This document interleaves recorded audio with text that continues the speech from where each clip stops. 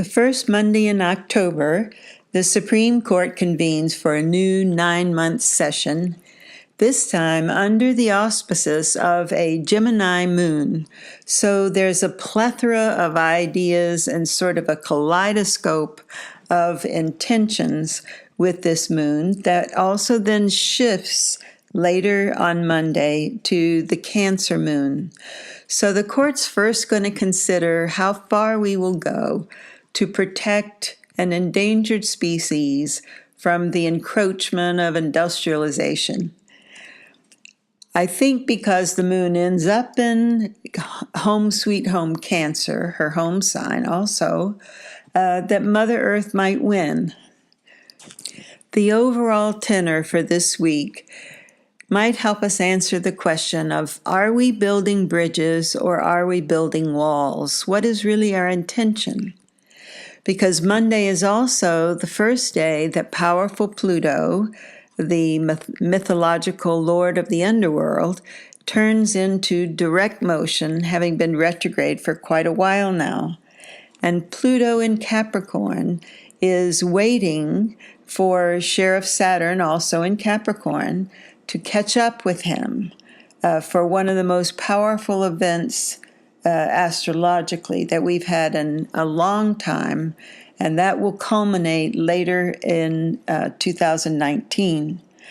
But for now, let's rise to the occasion for the third quarter moon crisis point, October 2nd, Tuesday, which is between the Libra sun and the loving intentions we have for all of our partnerships, for all of our relationships, that comes under stress with the moon in Cancer, reminding us of our ancestral roots, as particularly our ancestral traditions, rules that we have lived by that are perhaps unexamined. Hi, this is Judith Royal. I'm an archetypal astrologer, and this is your astrology weather forecast for the first week of October, October 1st through the 7th.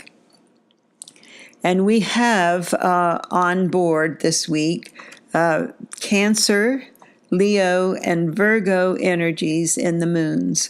So those of you who have your moon sign in Cancer, Leo, or Virgo, this will be your lunar birthday, which means the time of the month in which you are most intuitive, you're most clairvoyant, and you also have the best sense of being congruent within yourself between your head and your heart. So, I've talked about the time when Sheriff Saturn took office in December 2017, and one of the first offenders that were caught in his sobriety checkpoints was Bitcom. The thing that happened there with Saturn and Capricorn, and remember, Capricorn is all about success in the marketplace. However, the step-by-step sure-footed way that Capricorn wants to get there says that we cannot cut corners for the sake of expediency, and we most certainly cannot fall out of integrity with our goals just for the sake of making a quick buck, right? So I'm sure you've also noticed in your own life that the desire for immediate gratification is thwarted. In other words, getting no support from this rather stern and serious taskmaster that we have both in Saturn and also in Pluto. So this is doubly true for two reasons. One, we have right now absolutely no planets in fire signs. So sorry to say that for you Aries, Leo, and Sagittarius people out there, but you're going to get a little break with that starting October 31st, Halloween, when Mercury will go into a fire sign.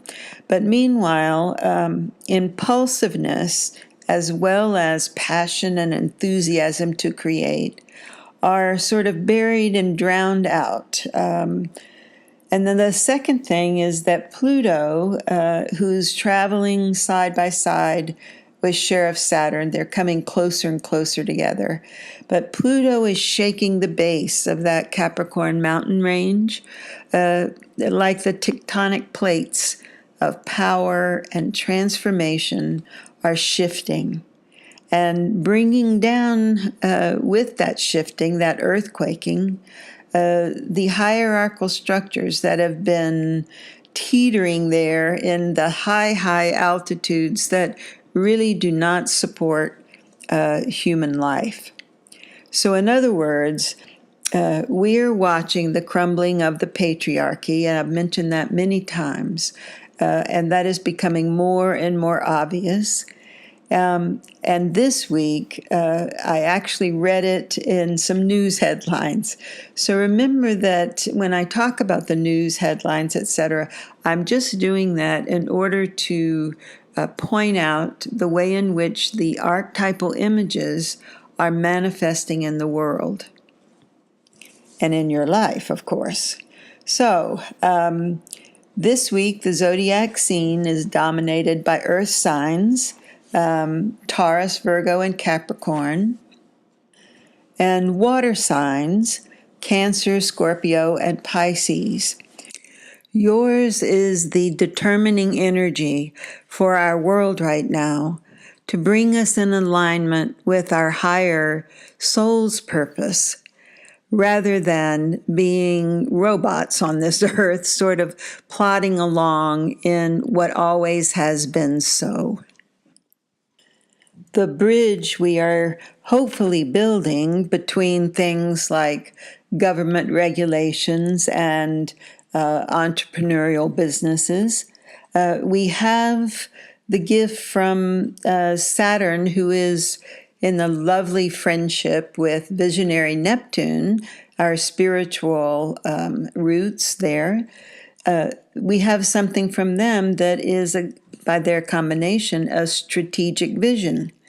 And then also we have that god of lightning energy still in Taurus, that is helping us sort of get the job done with a bit of hustle and surprises, little electric surprises, that is. Last week, I said that would be all about relationships. We had the harvest moon then. And I'd also said that Thursday would be the big challenging day for relationships, and it certainly turned out to be that. Now, this week, the week of October 1st through 7th, Tuesday is our challenge day in many regards, not just because it's the quarter moon crisis point, but also we have 7 astrological aspects all coming together on that day. The pivotal one being Mercury, the messenger planet, giving us a big challenge to what do we really believe in. So Uranus is asking us to re-evaluate our values, and Tuesday will be a big day for that because Pluto will ask us to say, you cannot make changes in the big outer way until you have gone inside and looked at and pulled up the roots of old belief systems that really do not work for you anymore. Now, the moon moves into Leo on Wednesday the 3rd, and that is a really fortunate day. It is definitely a good day for communications because, Wednesday is always ruled by Mercury, the messenger, and it will be an easier day on Wednesday and also Thursday when the moon is still in Leo. Even though he's going to make a little trouble in our relationships in an opposition with Mars and a square to Venus. So romance may not flourish on Thursday, but lots of other passions will.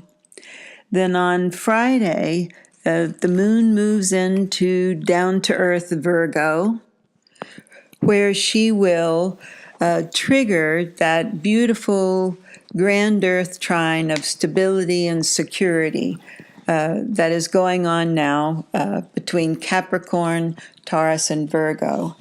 So to bring this into something you might relate to, the Dalai Lama has his own moon, his birth moon, in the sign of Virgo.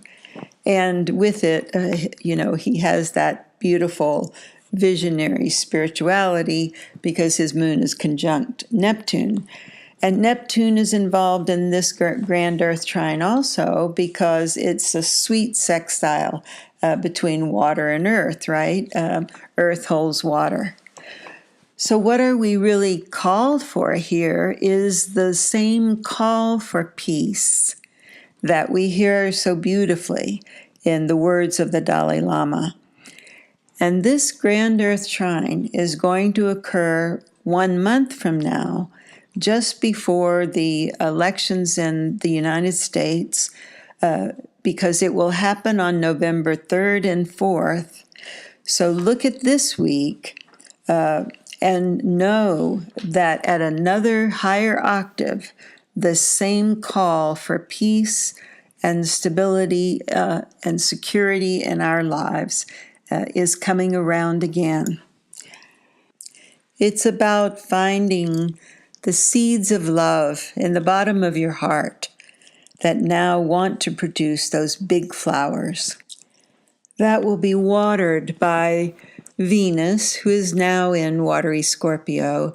And on October 5th, this Friday, she begins her retrograde phase, which is best described by this quote from Rumi: "The minute I heard my very first love story, I started looking for you, not knowing how blind that was. Lovers don't finally meet somewhere. They're in each other all along." Looking towards next week, this Sunday night, the moon moves into relationship-oriented Libra, ruled by Venus, and on her way to the new moon in Libra on Monday the 8th. So although that's for next week's story, I want you to think about it now, because all of this energy in relationships that we've had is culminating in order to have a new beginning for that new moon next Monday, the 8th.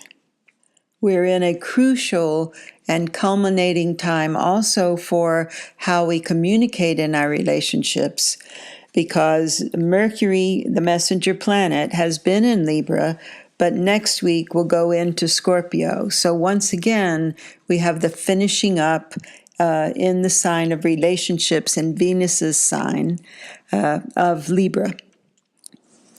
Perhaps now is the perfect time to rewrite that myth that Venus in Scorpio is the symbol of the wrath of the woman scorned, because Venus in Scorpio is possessive and can think of vengeance.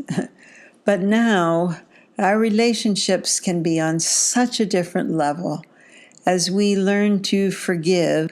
In other words, any time that comes up in my mind that I want to collect some witness to the fact that somebody else is wrong or is harming me or attacking me, I have this wonderful opportunity to realize that my perception is so limited. I have no idea what is really happening. And so forgiveness is the only sensible course of action, is it not? So thanks for listening, and give me a holler if you'd like to get an individual take on your own chart. And that's bye for now.